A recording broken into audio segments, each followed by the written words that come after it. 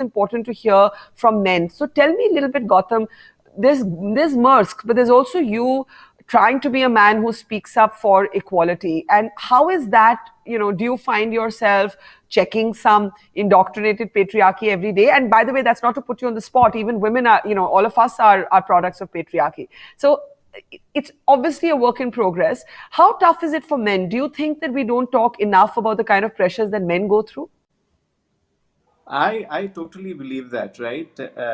While a lot of people today did talk about, and I still remember that conversation you had with Tahira, where you did talk about, a lot of women going through abuse and stuff like that. I think that's equally there for men as well, but men are not able to talk about that very openly because we're a patriarchal society. I think it is Yeah. understood that we will fight for reasons like that, and I don't think so that's totally true.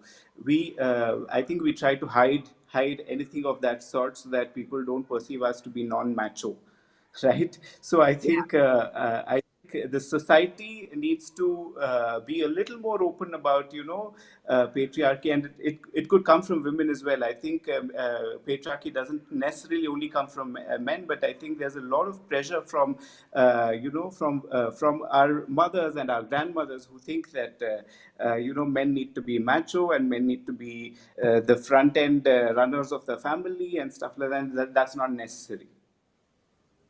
So what you said about abuse is such a significant point, right? And the pressure to be macho, I always call it the trappings of masculinity because, I remember Derek O'Brien, who's now a Trinamool politician, but I'm not bringing this up in any political way. He spoke on one of my programs about having been molested as a boy.